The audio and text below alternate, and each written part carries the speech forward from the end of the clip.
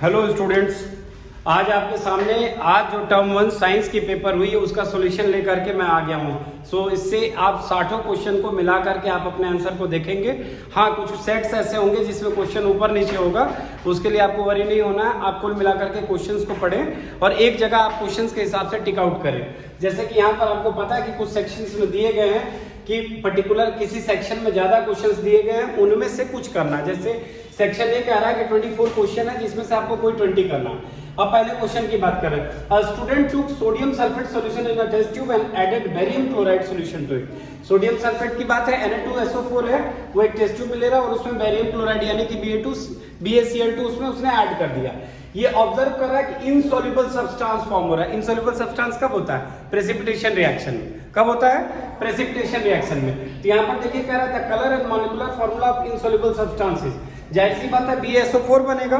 जैसा कि आप देख रहे हैं यहाँ दो चीजें हैं, सोडियम सल्फेट है। अगर हम लोग इसको राइट करते हैं, अभी मैं सिर्फ सॉल्यूशन को कराऊं या एक्सप्लेनेशन इसमें हम ऐड करें, सॉल्यूशंस को करते हैं। तो पहले का आंसर आपका व्हाइट BaSO4 होगा। दूसरा question, which of the following oxide is or are insoluble are soluble in water to form alkalis। कह रहा है कि इनमें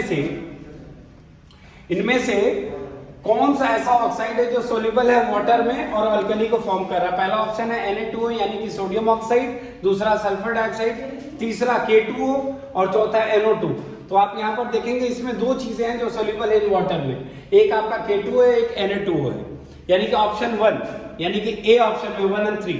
तीसरा डायग्राम आप देखिए, इस डायग्राम को आप बहुत फेमिलियर होंगे, एनसीईआरटी के बुक में है, साइड बुक में, लगभग हर जगह है। यहाँ पे हो क्या रहा है कि एक टेस्ट ट्यूब है और उसमें डाइल्यूट सल्फ्यूरिक एसिड डाला गया है, जिंक ग्रेनुल्स उसमें ऐड है और एक वहां से एक पाइप निकाली गई वाटर इनलेट में उसमें किया जा रहा है। तो कह रहा है कि इसमें कौन सा गैस फॉर्म होगा? तो यहाँ पे दो चीजें, सल्फ्यूरिक एसिड है और जिंक है।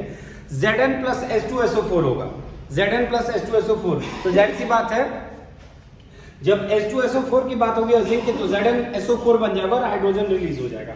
हाइड्रोजन विच वाइल बर्निंग प्रोड्यूसेस अ पॉपिंग साउंड। और यहाँ पर आप जब एक माचिस की तिली या कोई भी ऐसी चीज रखेंगे तो आपको यहाँ पॉपिंग साउंड फील होगा, यानी कि इसका डी ऑप्शन होगा।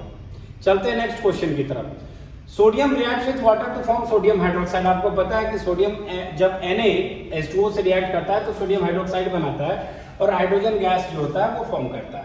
The balanced equation which represents the above reaction is Na2H2O 2NaOH और 2H2। जब आप इसको मिला के देखेंगे तो हाइड्रोजन यहाँ पे आपको टोटल 6 हो जाएगा, यहाँ 4 है।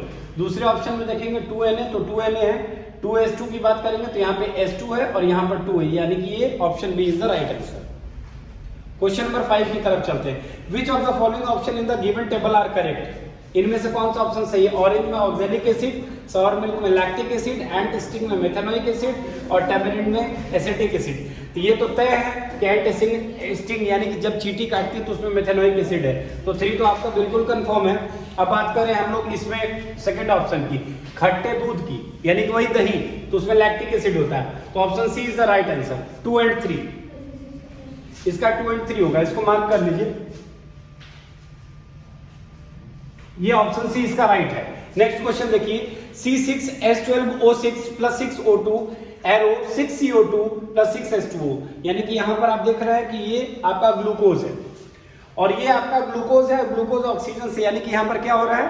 रेस्पिरेशन हो रहा है। क्या हो रहा है? रेस्पिरेशन हो रहा है। तो रेस्पिरेशन में कार्बन डाइऑक्साइड वाटर बन रहा है। ये एबव रिएक्शन किस तरह का एग्जांपल है? डिस्प्लेसमेंट रिएक्शन का, इंडोथर्मिक रिएक्शन का, एक्सोथर्मिक रिएक्शन का या न्यूट्रलाइजेशन रिएक्शन का? तो ये एक्सोथर्मिक का बेस्ट एग्जांपल माना जाता है, जिसमें हीट बाहर इवॉल्व होती है, इसमें भी हीट बाहर इवॉल्व होती है। यही कारण है कि कुछ लोग कहते भी हैं कि खाने के बाद पसीना क्यों आता है। चलिए अगले क्वेश्चन पे चलते हैं। Which of the following statement about the reaction given below are correct. MnO2 यानी कि मैंगनीज ऑक्साइड है और 4HCl है, यानी कि ये हाइड्रोक्लोरिक एसिड से रिएक्ट कर रहा है। MnCl2 2H2 और Cl2। इसमें कह रहा है कि कौन सा इस रिएक्शन के लिए स्टेटमेंट सही है? पहला, HCl is oxidising to Cl2, HCl is oxidised to Cl2, HCl is oxidised to Cl2, perfect. दूसरा, MnO2 is reduced to MnCl2, क्योंकि रिडक्शन का मतलब होता है कि ऑक्सीजन हट गया, तो यहाँ पे MnO2 को आप देख रहे हैं MnCl2 में कन्वर्ट हो रहा है, तो ये रिड्यूस हो रहा है। तीसरा option, MnCl2 acts an oxidising agent, impossible, ऐसा नहीं है।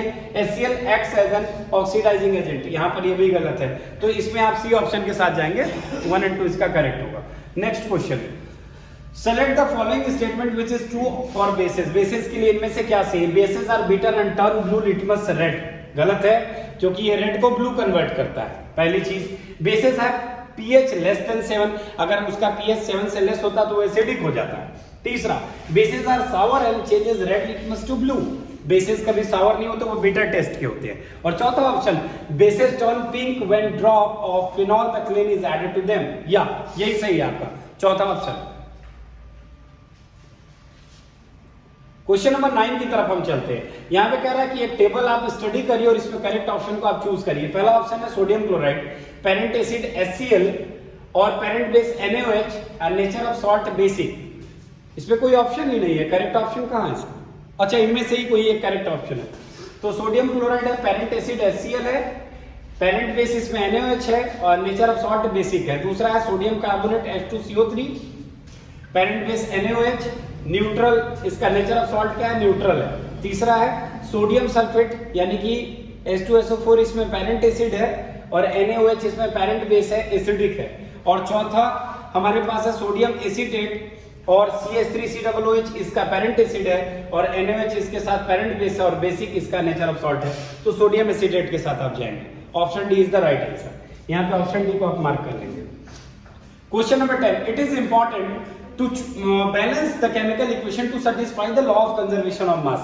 law of conservation of mass की बात अगर हम लोग करते हैं तो नंबर ऑफ एटम्स की बात होती है, यानी कि मास लेफ्ट हैंड साइड और राइट हैंड साइड इक्वल होता है, यही होता है ना। तो इसको कह रहा है कि it is important to balance chemical equations. अगर हम केमिकल इक्वेशंस को बैलेंस नहीं करेंगे तो वो कभी भी law of conservation of mass को सेटिस्फाई नहीं करेगा। विच of the following statement of the law is incorrect, इनमें से कौन सा इनकरेक्ट है?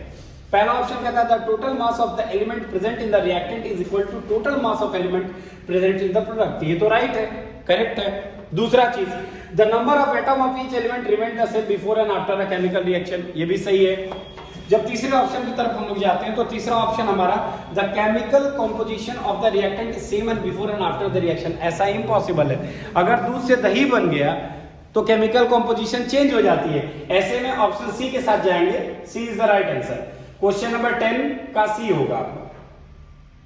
क्वेश्चन नंबर 11 पे हम लोग चलते हैं। यहाँ पे आपको हार्ट का स्ट्रक्चर दिया है, ए और बी लेवलिंग की गई है और इसमें कुछ फंक्शंस की बात हो रही है। जैसे ए के लिए कह रहा है कि blood vessel A it carries carbon dioxide rich blood to the lungs, हाँ ये सही है क्योंकि ये क्या करता है, हमारी बॉडी में कार्बन डाइऑक्साइड रिच ब्लड को लंग्स तक ले जाता है। ए यहां से ये बाहर करता है और लंग्स तक ये कार्बन डाइऑक्साइड रिच ब्लड को ले जाता है। दूसरा, blood vessel B it carries oxygen rich blood from the lungs, या ये भी सही है। तीसरा, ब्लड वेसल्स के बी के विषय में कह रहा है कि left atrium relaxes as it receives blood from the blood vessel. और चौथा ऑप्शन है blood vessel A right atrium has thick muscular wall as it has to pump blood to the blood vessel. तो यहां पर आप देखिए, यहां पर आपको 3 ऑप्शन दिख रहे हैं, 1, 2 और 3, आप इसके साथ जाएंगे, ये इसका डी आंसर होगा इसका। क्वेश्चन नंबर कितना है आपका? 11 का आपका डी होगा आंसर। नेक्स्ट क्वेश्चन की तरफ हम लोग चलते हैं। Question number 12, in living organism during respiration which of the following products are not found if oxygen is not available. Living organism में रेस्पिरेशन के दौरान में वो कौन सी ऐसी चीज है जो अगर ऑक्सीजन एब्सेंट हो, यानी कि पूरी तरह से एनारोबिक, तो वो होगा। तो यहाँ पे ऑप्शन दिया हुआ कार्बन डाइऑक्साइड एंड वाटर, देखते ही ये इस ऑप्शन के साथ आप जाएंगे, यही सही आंसर है इसका। लैक्टिक एसिड अल्कोहल किसी ने टिक कर दिया, ये गलत है, कार्बन डाइऑक्साइड एंड वाटर होता है एनारोबिक में। क्वेश्चन नंबर 13 की बात करें, the correct statement with reference to single celled organism are complex substances are not broken down into similar substances. इनमें कह रहा है कि कौन सा करेक्ट स्टेटमेंट है। दूसरा, simple diffusion is sufficient to meet the requirement of exchange of gases. जाहिर सी बात है कि जब हम बात सिंगल सेल्ड की कर रहे हैं तो डिफ्यूजन सफिशिएंट है उसके लिए। तीसरा, specialised tissue perform different function in the organism, impossible, ऐसा कभी नहीं हो सकता क्योंकि सिंगल सेल्ड है तो टिश्यू की बात आएगी नहीं। चौथा, entire surface of the organism is in contact with the environment taking in food, ऐसा आपने कई यूनिसेलुलर के साथ देखा है कि उनके सरफेस से ही वो सारी चीजें हो जाती है। तो इसमें ऑप्शन आपका 2 और 4, यानी कि option C is the right answer. आप लोग साथ ही साथ सब लोग मिलाते रहेंगे कि किसका कितना सही है गलत है। Which among the following is not removed as a waste product from the body of a plant? मतलब इनमें से कौन रिमूव नहीं होता है प्लांट की बॉडी से वेस्ट प्रोडक्ट के तौर पे? पहला रेसिन्स एंड गम्स, दूसरा यूरिया, तीसरा ड्राई लीव्स और चौथा एक्सेस वाटर। तो आपको पता है वेस्ट प्रोडक्ट के रूप में रेसिन एंड गम्स भी निकलते हैं, ड्राई लीव्स ऑब्वियसली निकल जाते हैं, एक्सेस वाटर भी निकल जाता है, यूरिया नहीं निकलता है। इसका ऑप्शन बी होगा। Question number 15, which of the following statement are correct in reference to the role of A during the breathing cycle in human being? यहाँ पे ए की बात की गई है। अब ये ए क्या है आप वो देखिए। It helps to decrease the residual volume of air in lungs. ये जो ए है, सबसे पहले ए की बात करें तो यहां पर आप देखें कि क्या ये हिस्सा जो है क्या ये डिक्रीज करता है रेसिडुअल वॉल्यूम को, एयर को? तो नहीं।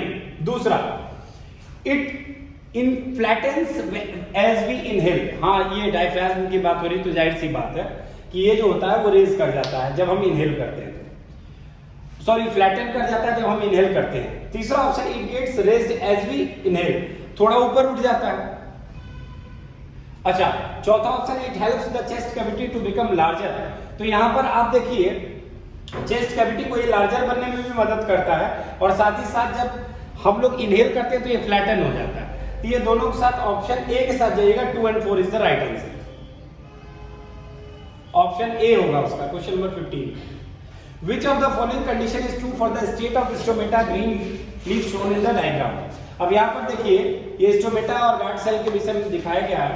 तो large amount of water flows into the guard cell, मतलब क्या होता है कि जब इस तरह की कंडीशन में स्टोमेटा होता है, large amount of water guard cell के अंदर में चला जाता है। नहीं, impossible. Gaseous exchange is occurring in large amount, it is quite impossible. तीसरा, large amount of water flows out the guard cell, यानी कि सी के साथ आप जाएंगे, C is the right answer. Question number 17 की बात करें, इसमें ध्यान दीजिएगा, large amount of water flows out from the guard cell, C answer होगा। In which of the following is a concave mirror used? किसमें कॉन्केव मिरर का use होता है? सोलर कुकर पहले ही दे लीजिए, इसका सबसे पहले वही आंसर है, वही बिल्कुल सही है। क्वेश्चन नंबर 18 में आ जाइए, a student wants to obtain magnified image of an object AB। एक ऑब्जेक्ट मान लीजिए मैं AB खड़ा हूं और एक स्टूडेंट को मेरी मैग्नीफाइड इमेज चाहिए स्क्रीन पे। विच of the following arrangement shows the correct position of AB for him और हर टू बी? अब यहां पे देखिए सीधे सीधे बात है, ये कॉन्वेक्स लेंस की बात की गई है। कॉन्वेक्स लेंस के केस में यहां पर कह रहा है कि किस कंडीशन में? तो देखिए जब आप उसकी केस को ध्यान से पढ़ेंगे, उनकी 6 केसेस को ध्यान से पढ़ेंगे कॉन्वेक्स लेंस में, तो आप पढ़ेंगे at twice of focus when any object is placed very magnified image is produced. जब हम लोग वहां पर बात करते हैं, यहां पे ये जो आप 2 और F के बीच में देख रहे हैं, मतलब जैसे जैसे, ये तो सिंपल सी बात है, लॉजिक है कि मैं मिरर से बहुत दूर खड़ा हूं तो मेरी इमेज छोटी बनेगी।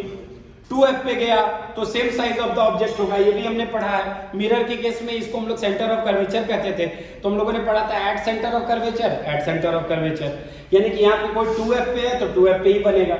लेकिन जब आप 2F से आगे की तरफ बढ़ते हैं, जैसे जैसे आप फोकस के क्लोज होते हैं, तो आपकी इमेज और मैग्नीफाई होती है, तो option C is the right answer.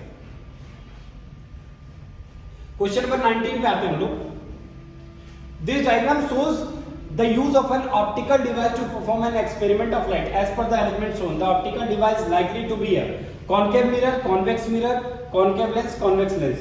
तो ये concave lens, यही हम लोगों को, मतलब ज्यादातर हम लोग जो भी इसको देखते हैं तो ये concave lens का ही इस्तेमाल किया जाता है।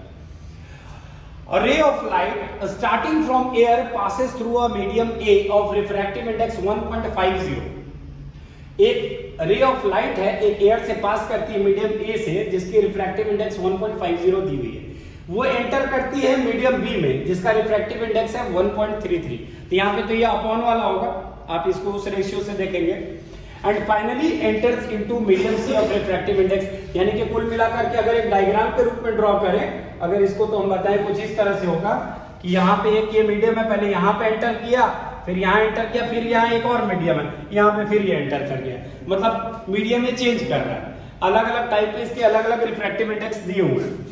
अब जो हम लोग रिफ्रैक्टिव इंडेक्स की बात कर रहे हैं, तो यहाँ पे ये दिया हुआ, if any ray emerges out in air from C, मतलब अब तीसरे मीडियम से अगर कोई रे इमर्ज हो रही है, then for which of the following pairs of media the bending of light is least. अब लाइट घूमते घूमते घूमते घूमते थक गई है। अब लाइट की हम लोग बात करेंगे तो जाहिर सी बात है कि यहां पर हम लोग ऑप्शन डी के साथ जाएंगे। ऑप्शन डी इसलिए जाएंगे हम लोग क्योंकि सी में एयर है, कोई कहीं से लाइट आई, फिर एक मीडियम में गई, फिर वहां से बेंड हुई, फिर उस मीडियम में ट्रेवल की, फिर उस मीडियम के बाद तीसरे मीडियम में गई, अब फिर तीसरे मीडियम से फिर बाहर आ रही है, तो यानी कि सी एयर के साथ आप जाएंगे। ठीक है, अगला question, which of the following statement is not true for scattering of light. इनमें से कौन सा स्कैटरिंग ऑफ लाइट के लिए ट्रू नहीं है, मतलब गलत है। Colour of scattered light depends on the size of particles of atmosphere. ऐसा तो कुछ नहीं है, मतलब ऐसा ही है, मान लीजिए ऐसा ही है। Red light is least scattered in the atmosphere, ऐसा भी नहीं है। ये सही है, ये भी लाइन सही है, ये भी सही है। ये बात हो रही है नॉट ट्रू, यानी कि फॉल्स पूछ रहा है। Scattering of light takes place as various colours of white light travel with different speed in air, तो ये गलत है।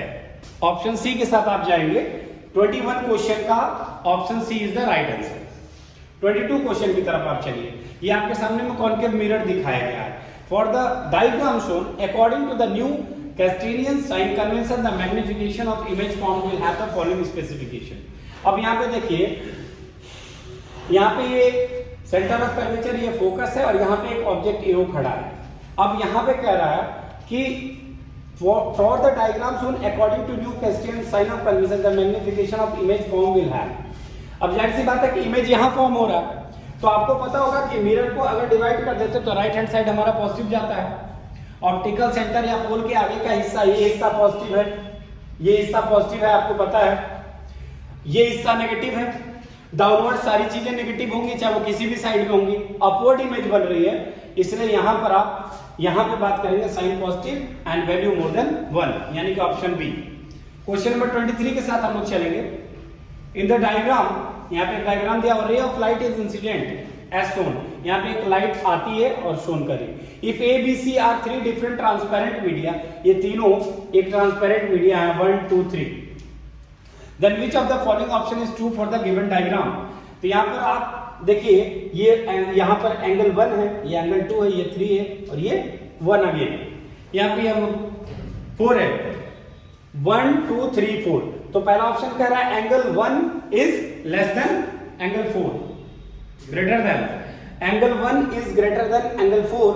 यहाँ पे कह रहा है angle 1 is less than angle 2, angle 3 is equal to angle 2, और angle 3 is greater than angle 4। तो आप यहां पर देखेंगे अगर ध्यान से, तो ये जो 3 है वो आपको 2 और 3 जो है ये आपको इक्वल मिलेंगे।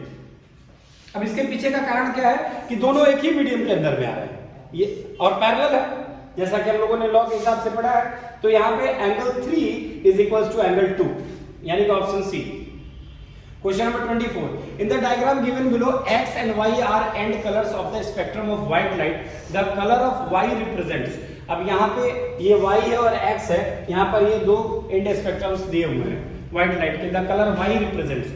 अब Y क्या represent कर रहा है वो देखिए। Color of sky as seen in the earth during the sky. Color of the sky as seen from the moon. Color used to paint the danger signals and color of sun at the time of noon. तो जाहिर सी बात है कि यहाँ पर हम लोग रेड कलर को देखते हैं ना, डेंजर साइन बनाने के लिए इस्तेमाल होता है। Option C is the right answer. Section B की तरफ चलते हैं। इसमें 24 क्वेश्चंस हैं, इसमें भी कोई 20 करना है आपको, हम सारे बताएंगे, आप अपने सेट के हिसाब से मैच करेंगे। Which of the following reaction is categorised as thermal decomposition reaction. Thermal decomposition यानी कि हीट की वजह से जो प्रोडक्ट्स या जो भी कंपाउंड होता है वो ब्रेक कर जाए हीट की वजह से। 2H2O, 2AgBr, 2AgCl और CaCO3। तो आप इसमें आपने पढ़ा होगा थर्मल डिकम्पोजिशन में, आपने सिल्वर ब्रोमाइड के विषय में पढ़ा होगा। सिल्वर ब्रोमाइड पढ़ा आपने ना AgBr के साथ। तो ये सबसे बेस्ट एग्जांपल है सिल्वर ब्रोमाइड, ये इसका बेस्ट एग्जांपल होगा, यानी कि ऑप्शन बी के साथ जाइए। CaCO3 विवादास्पद है, तो दोनों के साथ चलता है ना, CaCO3 कैल्शियम कार्बोनेट CaCO3। चलिए ऑप्शन डी के साथ चलते हैं। Next, consider the pH value of following acidic samples. अब यहाँ पे लेमन जूस की बात कर रहा है, पीएच वैल्यू 2.2 है, गैस्ट्रिक जूस है 1.2 है, विनेगर है 3.76 है, डाइल्यूट एसिटिक एसिड है 3.0 है। तो pH value of acidic samples, the decreasing order of H+ ion concentration is, मतलब H+ आयन की कॉन्सेंट्रेशन की बात कर रहे हैं, तो सबसे पहले डिक्रीजिंग ऑर्डर में करेंगे तो सबसे पहले आपका 2, यहां पर आप ऑप्शन सी के साथ जाएंगे, 2 होगा, फिर 1 होगा, फिर 4 होगा, फिर 3 होगा H+ आयन की कॉन्सेंट्रेशन से। चलिए क्वेश्चन नंबर 27 को देखते हैं हम लोग। Study the experimental setup shown in the figure and choose the correct option for the following. चलिए अब इसको हम लोग, ये एक आपके सामने दिया गया है, यहाँ पे आप डाइल्यूट हाइड्रोक्लोरिक एसिड इसमें और कैल्शियम हाइड्रोक्साइड सॉल्यूशन वहां टेस्ट ट्यूब में है, तो इसमें आप ध्यान से पढ़ना कि पी की बात कर रहा है यहाँ पर, पी क्या होगा, K2CO3, दूसरा KSCO3, तीसरा KSCO3 और चौथा K2CO3। तो K2CO3 तो श्योर है। अच्छा, दूसरा Q की बात कर रहा है, Q यहाँ पर है, कौन सा gas, carbon dioxide, carbon dioxide के साथ जाएंगे। और जाहिर सी बात है, इस एक्सपेरिमेंट को हम लोगों ने पहले एनसीईआरटी में पढ़ा था, ये टर्न्स मिल्की वर्ड जहां जुड़ जाएगा कार्बन डाइऑक्साइड आपको ऑटोमेटिकली माइंड में सेट होगा। तो यहाँ पर आप ऑप्शन डी के साथ जाएंगे, K2CO3 CO2 gas, and finally आप देखेंगे कि वो उसको मिल्की कर दे रहा है। Question number 28, which one of the following structure correctly depicts the compound CaCl2।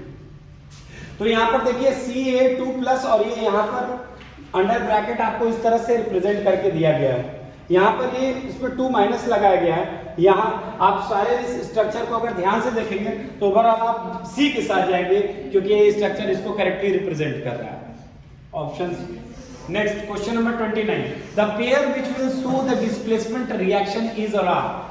इसमें डिस्प्लेसमेंट रिएक्शन को करेक्टली कौन शो कर रहा है, NaCl solution and copper metal, impossible. AgNO3 solution and copper metal, yes इसका नाम है।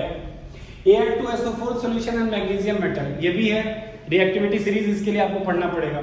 और ZnSO4 solution and iron metal, कोई मतलब नहीं, 2 और 3। Option B, which of the following salts do not have the water of crystallization। अब bleaching powder में वाटर ऑफ क्रिस्टलाइजेशन नहीं होता है, प्लास्टर ऑफ पेरिस होता है, वॉशिंग सोडा होता है, क्योंकि आप जब इसके फॉर्मूला को पढ़ेंगे CuSO4 डॉट, जहां डॉट के बाद वाटर ऐड हो रहा है, इसमें भी वाटर ऑफ क्रिस्टलाइजेशन है। वॉशिंग सोडा में Na2CO3.NH2 की बात करते हैं तो वो भी आ जाता है। जब बेकिंग सोडा की बात करते हैं तो यहाँ नहीं है, तो 1 और 4 इसका आंसर होगा। क्वेश्चन नंबर 30 का ऑप्शन डी होगा। Question number 31 to 35 consists two statements, assertion and reason. Answer these questions and select the appropriate options given below. Question number 31. Sodium hydrogen carbonate is used as an ingredient in antacid. मतलब sodium hydrogen carbonate, यानी कि कुल मिलाकर के baking soda की बात की जा रही है, तो assertion तो करेक्ट है। Reason NaSCO3 is mild non-corrosive basic salt, ये भी सही है। अब इसमें इसका ऑप्शन क्या है? अच्छा, both assertion and reason are true and R is correct। हाँ, तो इसका A होगा, 31 का A होगा, दोनों ही सही है। 32 की बात करें अगर हम, burning of natural gas is an endothermic process, मतलब नेचुरल गैस को जलाते तो इंडोथर्मिक प्रोसेस है, नहीं, impossible.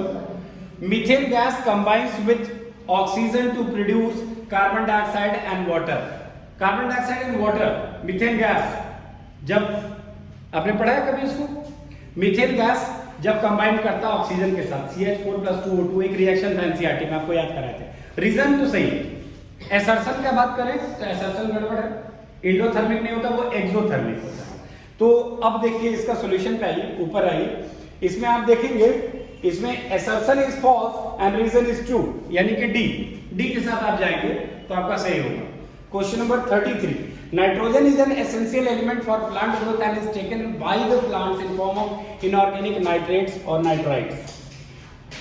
Reason, the soil is the nearest and richest source of raw material like nitrogen, phosphorus and other. Reason तो कोई मतलब समझ में नहीं आ रहा इसका है।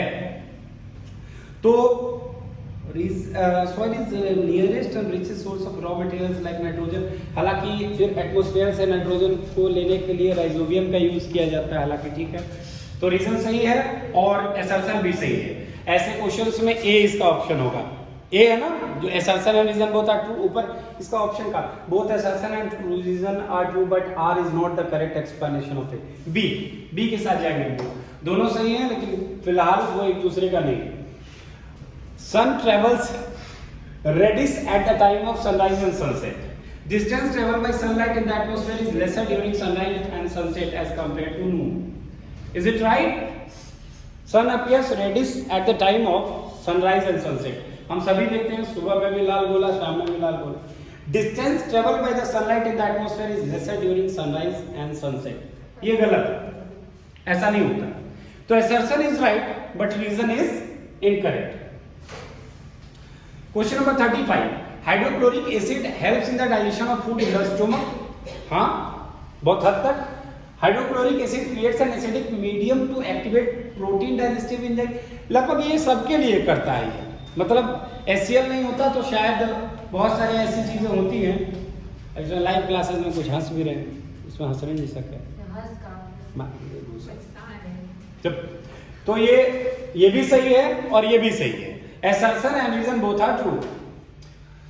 And a student was asked to write a stepwise procedure to demonstrate that carbon dioxide is necessary for photosynthesis. याद करो NCERT का डायग्राम, जिसको आप लोग हमेशा कहते हैं NCERT से कुछ नहीं आता.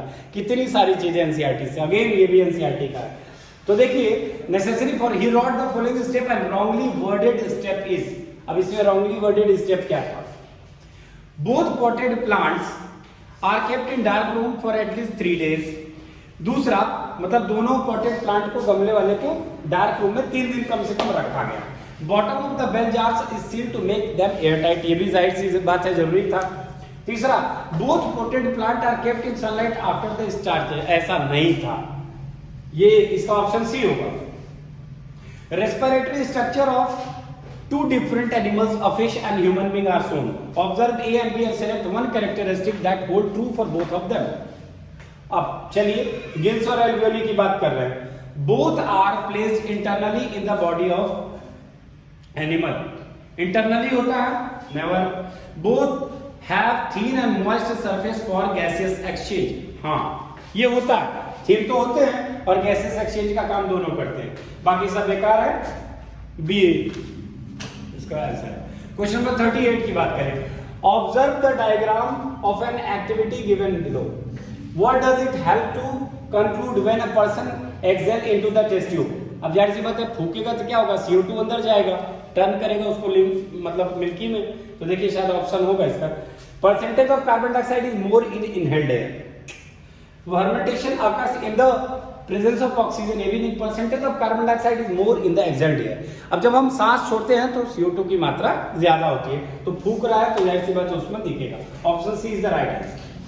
If a lens can convert the sun rays at a distance or at a point of 20 centimeter away from its optical center, the power of the lens is.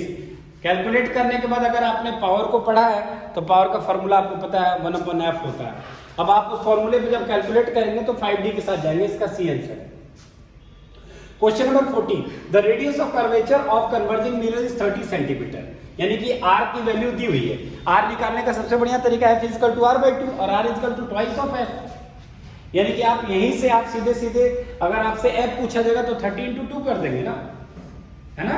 Radius of curvature की बात कर रहे हैं. F = R/2, so R = twice of F. यानी कि ये अगर ये रेडियस है तो इसका अगर आपसे फोकस पूछेगा तो वो शायद 15 हो जाएगा, आधा हो जाएगा ना. F = R/2, ये R/2 है, ध्यान दीजिए. मतलब ये रेडियस ऑफ कर्वेचर है. अगर इसका फोकस निकाला जाएगा तो 30/2 हो जाएगा, तब ना फोकस निकालेंगे. F = R/2 होता है. अच्छा क्या है? At what distance from the mirror should an object be placed so that obtain a virtual image? अब कन्वर्जिंग मिरर की बात है तो between 0 and 15 centimetre, infinity 30 centimetre, between 15. ये तो जितना क्लोजेस्ट ले जाएंगे, कॉनकेव मिरर का केस है, जितना क्लोज जाएंगे उतना ही इसके वर्चुअल होने की संभावनाएं बढ़ जाएंगी. हमने 6 केसेस पढ़े थे कॉनकेव मिरर के ना. 6 में से लास्ट वाला केस आपने देखा था जब एकदम बिल्कुल पोल के पास चला गया था, एकदम नजदीक हो गया था. जब नजदीक होता है तो संभावनाएं उसकी रेस के बैक जाने की, और वो वर्चुअली मीट करती हैं. वो रेस वो वर्चुअली मीट करती हैं और मिरर के बैकवर्ड जाता है. तो ऐसी स्थिति में इसका 0 and 15 centimetre. The length of small intestine in a deer is more as compared to the length of small intestine of a tiger. अब आपको पता है ये हर्बीवोर है, ये कार्निवोर है, तो जाहिर सी बात है। अब यहीं पर टाइगर और उसकी बात करेंगे तो टाइप ऑफ फूड कंज्यूम्ड इसमें सबसे प्रमुख माना जाता है। स्मॉल इंटेस्टाइन की साइज कुल मिला करके हम जो डाइट लेते हैं उस पर आधारित होती है। क्वेश्चन नंबर 41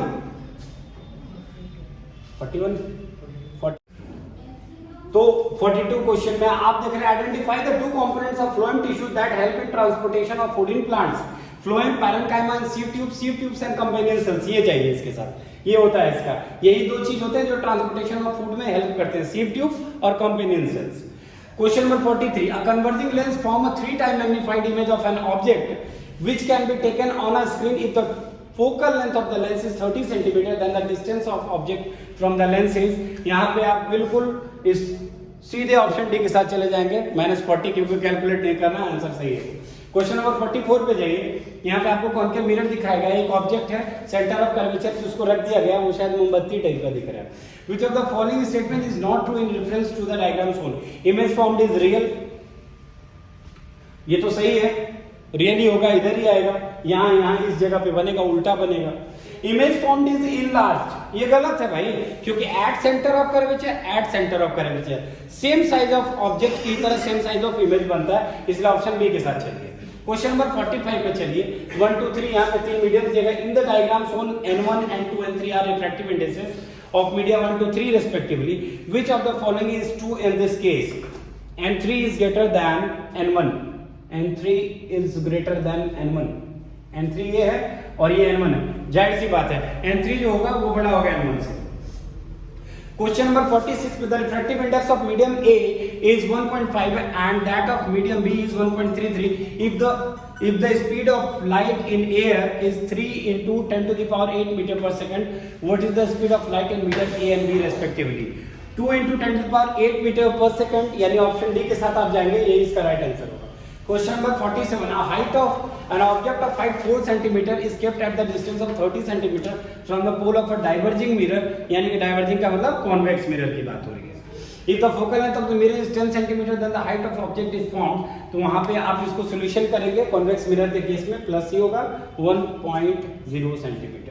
Question number 48 की बात करें, 50 ml of tap water 50 ml of tap water was taken in a beer, मतलब एक नल से एक टोटी से पानी ली गई, एक बीकर में 50 ml है। Hydrochloric acid was added drop by drop to water, उसमें drop by drop हमने एसिड को ऐड किया। The temperature and the pH of solution was noted, उस समय में जब एसिड उसमें ऐड किया गया तो उसके टेम्परेचर को नोट किया गया था। Following graph was obtained, choose the correct statement related to this activity। अब इसमें आप सही स्टेटमेंट को चुनेंगे। अब ये आपके पास ग्राफ है, The process of dissolving an acid in water is highly endothermic. Endothermic होगा कि एक्सोथर्मिक होगा, पहले यही गलत है, एक्सोथर्मिक होता है एसिड की बात, तभी तो बीकर फटने के चांसेस रहते हैं। दूसरा, the pH of the solution increases rapidly on addition of water. Solution of pH increases, असंभव, pH इंक्रीज नहीं डिक्रीज होगा, एसिड आप ऐड कर रहे हैं तो वो 7 से नीचे ले जाएगा, ना कि 7 के ऊपर। The pH of solution decreases rapidly on addition of acid, बिल्कुल सही, 3 बिल्कुल सही है। The pH of tap water was around 7, कोई भी वाटर होता है जनरली, अगर हम लोग नाले का पानी ना लें तो लगभग सभी साफ सुथरे पानी का pH 7 होता है, तो option C is the right answer, 3 and 4। Section C की तरफ चलते हैं, इसमें 3 केसेस दिए गए हैं और पहले केस को हम लोग पढ़ते हैं। Student took 4 metals PQRS and carried out different experiment to study the properties of metal। अब एक स्टूडेंट आता है और वो क्या करता है कि 4 मेटल लेता है PQRS और वो एक्सपेरिमेंट को करता है ताकि वो मेटल्स की प्रॉपर्टी को पढ़ सके। Some of the observation were, पहला, all metals could not be cut with knife except metal R। अब ये R की जगह पे सोडियम कोई नाम को आप कंफर्म मान सकते हैं अगर वहां की लिस्ट उसकी देख लें तो। ये बात सही है कि बहुत सारे मेटल्स ऐसे होते हैं जिनको चाकू से नहीं काटा जा सकता है, लेकिन सोडियम वगैरह का नाम आता है उसमें। खैर आगे हम लोग बढ़ते हैं। Metal P combined with oxygen to form oxide M2O3 which reacted with both acids and bases। यानी कि P की जगह पे कोई ऐसा मेटल था जो एक ऑक्साइड बना रहा है जो एसिड और बेस दोनों से रिएक्ट कर रहा है। एम्फोटेरिक ऑक्साइड की बात हो रही है, ठीक है। तीसरा, रिएक्शन विथ वाटर की बात अगर करें तो did not react either with cold और hot water but reacted with steam. यहां पे ये एल्युमिनियम की बात है, पी की बात करें तो ये एल्युमिनियम की बात कर रहा है। क्यों की बात कर, reacted with hot water and the metal started floating, यानी कि यहाँ पे आप तुरंत बात करें तो यहाँ पे सोडियम की बात आ जा रही है, सोडियम फ्लोट करता है। आर की बात कर, reacted violently with cold water, potassium की बात हो रही है, तुरंत रिएक्ट करता है। Did not react with water at all, मतलब पानी से किसी भी प्रकार का रिएक्शन नहीं, तो कॉपर। ऑप्शन क्या दिया हुआ इसमें, out of the given metals the one which needs to be stored used kerosene is R. R की बात करें तो यहां ये पोटेशियम की बात हो रही है, पोटेशियम की हम बात करेंगे।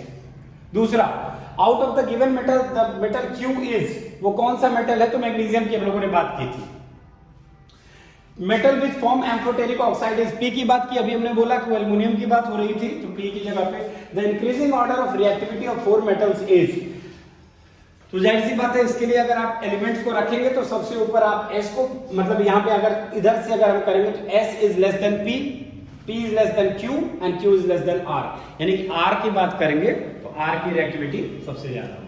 केस 2 की बात करें, यहाँ डायलिसिस को दिखाया जा रहा है, ये भी एनसीईआरटी के आप टॉपिक को अगर देखेंगे तो ध्यान से वहां पर आपको समझ में आ जाएगा।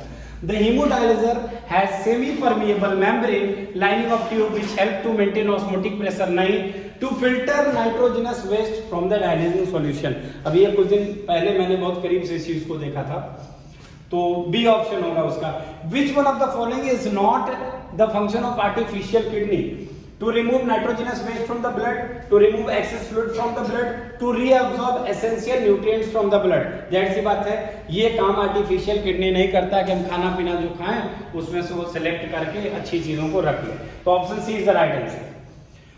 अब आते हैं, the used dialysing solution is rich in urea and excessive salt, बिल्कुल इसके साथ आप जाएंगे। क्वेश्चन नंबर 56 की बात करें, which part of nephron in human kidney serve the function of reabsorption and certain substances. अगर आप पढ़ेंगे तो टिब्यूल्स के विषय में आपने पढ़ा होगा, ये सारा काम टिब्यूल्स का होता है। ऑप्शन सी। केस 3 की बात करें, a compound microscope is an instrument which consist of 2 lenses L1 and L2।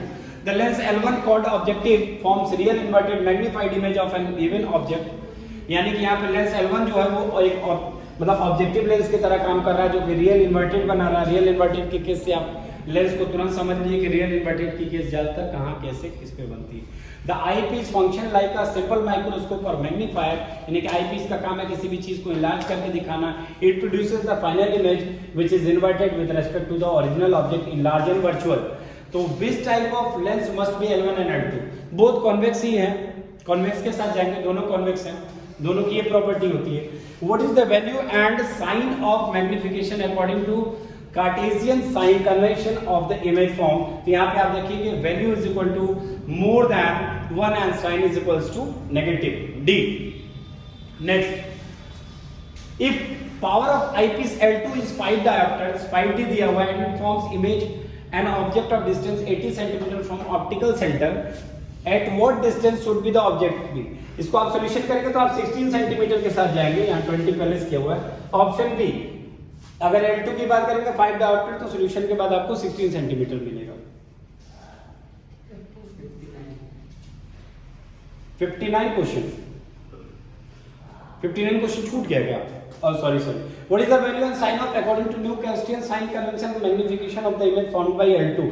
तो यहाँ पे value is equal to more than 1 and sign is equal to positive, बिल्कुल यही होगा ऑप्शन बी के साथ। 59 का बी और 60 की बात करें तो भी बी, ये दोनों की आंसर बी होगी। और उम्मीद करते हैं कि आप लोग जल्दी से अपने आंसर्स को मिला करके कमेंट सेक्शन में जाएंगे, सब्सक्राइब करेंगे ताकि आगे के लिए मुझे हेल्प मिले आपके लिए ऐसे ही सॉल्यूशंस लाने के लिए। Thank you.